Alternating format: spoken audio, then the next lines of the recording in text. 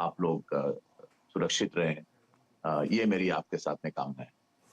तो शंकर सर की इन कामनाओं के साथ हम लोग आगे बढ़ते हैं, और जैसे कि हम लोग देखते हैं कि हिंदुस्तान की मार्केट की हम लोग संदर्भ में बात करें तो इस वक्त बड़ी मजबूती से हम लोग खड़े हुए हैं। दुनिया भर के बाज़ारों का हाल देखिए, वहाँ की कमज़ोरी देखिए, हमारे यहाँ के बाज़ार को आप देखिए, कहीं से भी कंपेयर करिए तो बहुत ही स्ट्रॉन्ग है।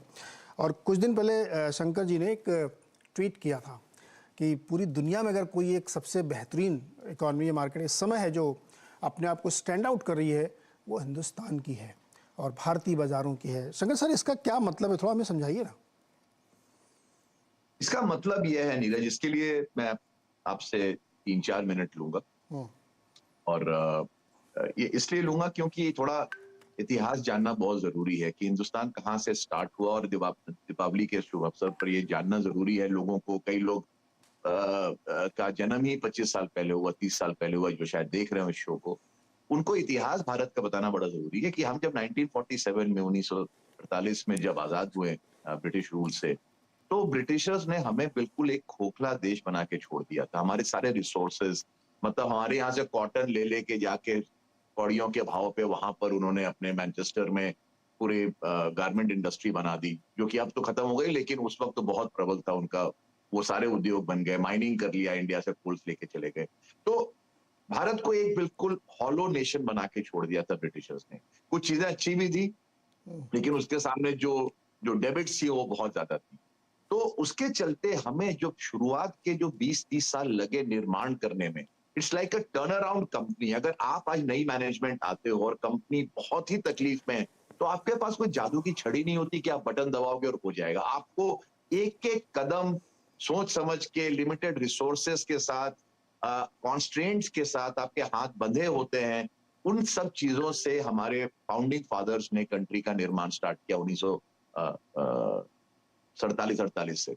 तो उस वक्त हमारे आईआईटीज बने, उस वक्त हमारे आईआईएम्स बने, उस वक्त हमारे अनुसंधान की संस्थाएं बनी, जिनका रिजल्ट उस वक्त नहीं मिला हमें, बल्कि अगले 5 साल 10 साल भी नहीं मिला, अगले 15 साल भी नहीं मिला।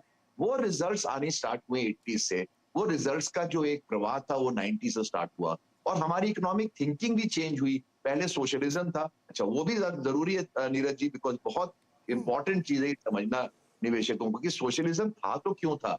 बिकॉज आप प्योरली कैपिटलिस्टिक मॉडल पे अगर चले जाते शुरुआत में, तो होता क्या, एमएनसी आ जाती, उनके पास कैपिटल था, भारतीय कंपनियों के पास कैपिटल था नहीं उस वक्त। तो क्या होता है, India would have become completely run over and owned by foreigners. Completely सारे उद्योग फॉरेनर्स के पास होते, हमारे पास कुछ नहीं होता। तो सोशलिज्म से क्या हुआ कि उन कंपनियों को एक लेवल प्लेइंग फील्ड नीचे लाया गया, इंडियन कंपनीज को बढ़ावा दिया गया, टाटास, बिरलास, बजाज, ये सारी कंपनियों को प्रोटेक्शन दी गई, जिससे कि आज भी वो इतने सशक्त हैं। तो ये हमारा एक जो बिल्डिंग ब्लॉक बनता चला गया इकोनॉमी का, धीरे धीरे स्लोली, बिकॉज हम एक डेमोक्रेसी है, लोकतंत्र है, यहाँ पर हम बुलडोजर नहीं फिरा सकते किसी के घर के ऊपर रोड बनाने के लिए। वो सारी चीजें नहीं होगी। हमारे यहाँ मापदंड है, हमारे यहाँ चेक्स हैं, बैलेंसेस है, सुप्रीम कोर्ट है, सीएजी है। तो वो एक ढांचा जो बना इकोनॉमी का, वो थोड़ा स्लो बेशक था, लेकिन वो स्लो में हमारी सेफ्टी भी थी एज सिटीजन। चाइना में हम सुनते हैं कि लोगों के विलेजेस के विलेज उड़ा दिए जाते हैं क्योंकि वहां पर नए प्रोजेक्ट बनने। हमारे भारत में नहीं हो सकता, ना कभी होना भी चाहिए। तो फिर 91 आया, जहां एक वाटरशेड मोमेंट था। वहां से एक न्यू ग्रोथ का फेज स्टार्ट हो गया भारत के इतिहास में। उसके बाद वो एक मोमेंटम जो बना, जब लिबरलाइजेशन हुआ, कैपिटल अकाउंट ओपन हो गया, फॉरेनर्स को वहां पर अलाउ किया गया, तो वो धीरे धीरे जो बिल्डिंग है जो -25 फ्लोर से स्टार्ट की 1947 में, वो